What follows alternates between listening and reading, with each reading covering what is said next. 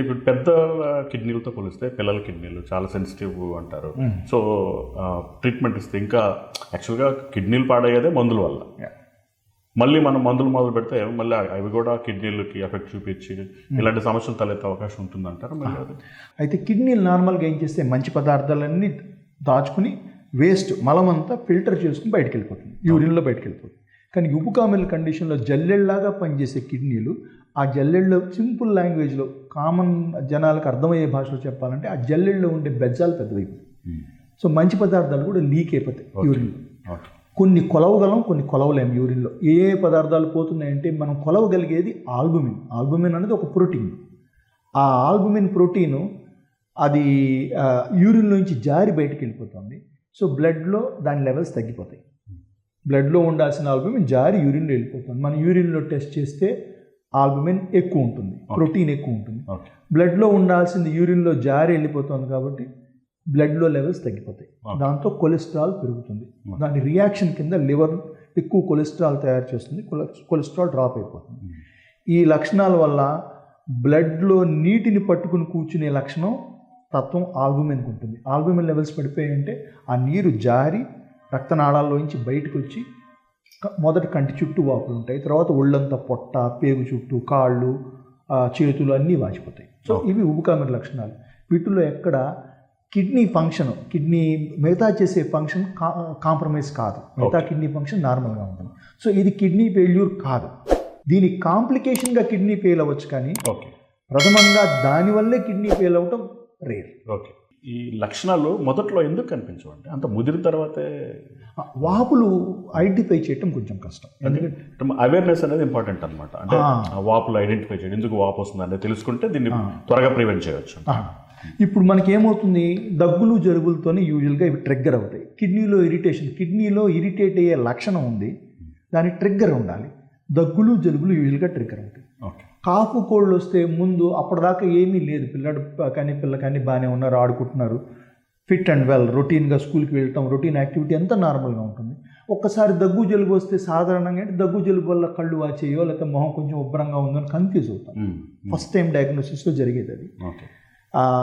ఆ స్టేజ్లో కొంచెం వాపులు పెరుగుతున్నాయంటే అవేర్నెస్ లేకపోతే అది ఐడెంటిఫై చేయడం కష్టం.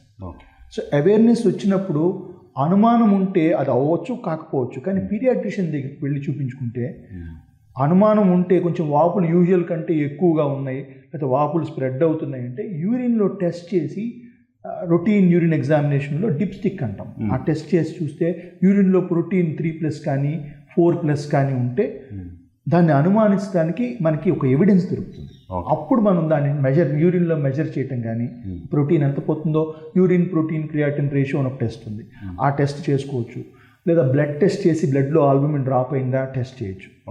సో అవేర్నెస్లోకి వస్తే కానీ ఎర్లీ స్టేజెస్లో ఐడెంటిఫై చేయడం కష్టం. మనం ఆ స్టేజ్ దాటి ముందుకు వెళ్తే వాపులు ఒళ్ళంతా వచ్చేసిన తర్వాత బ్లడ్ ఫ్లో ఫ్రీగా ఉండదు. వాటర్ అంతా బ్లడ్లో ఉండాల్సిన నీరంతా బయటకు వచ్చేసింది. సో బ్లడ్కి బ్లడ్ సప్లై, కిడ్నీస్కి బ్లడ్ సప్లై తగ్గితే కిడ్నీ మీద ఒత్తిడి పెరిగి అది కాంప్లికేషన్ కింద మారితే కిడ్నీ ఫెయిల్యూర్ తీసుకుంటుంది. ఓకే సార్, ఈ పేరెంట్స్ మిస్ చేయకూడని వార్నింగ్ సైన్స్ ఏమన్నా ఉన్నాయి? సో ఐడెంటిఫై చేసుకున్న తర్వాత, ఇప్పుడు ఒక్కసారి ఫస్ట్ టైం వచ్చి ఈ లక్షణాలన్నీ ఇట్లా ఉంటాయని వాళ్ళకి తెలిసిన తర్వాత రొటీన్గా ఇంట్లో ఫాలో చేసుకునేది, వాపులు పెరుగుతున్నాయా, నీటి వాపులు ఏమన్నా ఉన్నాయా, యూరిన్ ఎలా పోస్తున్నారు, ఇవి వాళ్ళు కామన్గా చూసే, ఈజీగా ఐడెంటిఫై చేసే ఫీచర్స్ ఇంట్లో. సో మేము ఇంటికి కౌన్సిలింగ్ చేసి ఇంటికి పంపించేటప్పుడు మీరు అబ్జర్వ్ చేయాల్సింది ఏమో చెప్తాం. ఓకే, సో ఒకటి యూరిన్ ఎలా పోస్తున్నారు. ఓకే, చిన్నపిల్లలు అయితే కనుక వాళ్ళు యూరిన్ పోసేటప్పుడు క్వాంటిటీ ఎన్నిసార్లు పోస్తున్నారు, ఎంత పోస్తున్నారు. ఒక్కొక్కసారి పిల్లలు రోజుకి 4 సార్లు, 5 సార్లు, 6 సార్లు పోసి అన్నే సార్లు పోస్తారు, క్వాంటిటీ తగ్గిపోతుంది. ఒక్కొక్కసారి రోజుకి 4 సార్లు, 5 సార్లు పోసేవాళ్ళు ఇప్పుడు 2 సార్లే పోస్తున్నారు. సో ఫ్రీక్వెన్సీ తగ్గిపోతుంది. కలర్ ఏమన్నా రోల్ ఉందండి? కొంతమందిలో యూరిన్లో నొరగ వస్తుంది, యూరిన్లో ప్రోటీన్ ఎక్కువ పోతుంది, ఫ్రాతీ యూరిన్ అంటాం, నొరగ వచ్చే లక్షణాలు ఉంటాయి. కానీ అది అబ్సల్యూట్ కాదు, అందరిలో కనపడవచ్చు. కొంతమంది పేరెంట్స్ పికప్ చేయొచ్చు, కొంతమంది పికప్ చేయలేకపోవచ్చు. ఎందుకంటే ఒక కంటైనర్లో కలెక్ట్ చేయరు, వాళ్ళు యూరిన్ పోసేస్తే టాయిలెట్లో యూరిన్కి వెళ్ళిపోతారు. సో చూడగలిగితే యూరిన్లో ఫ్రాతీ అంటే నొరగ ఎక్కువ వస్తుంది, reddish kind of reddish urine మళ్ళీ కారణాలు వేరు ఉంటాయి. సో అది వేరు. అది అది కంప్లీట్లీ డిఫరెంట్. Different. హిమెచ్యూరియా అంటాం అది. ఓకే ఇది నొరగ ఉంటుంది, ఓకే బుడగలు ఉండి నొరగ ఉంటుంది, ఎక్కువ ఫ్రాతీ యూరిన్ అంటాం దీన్ని.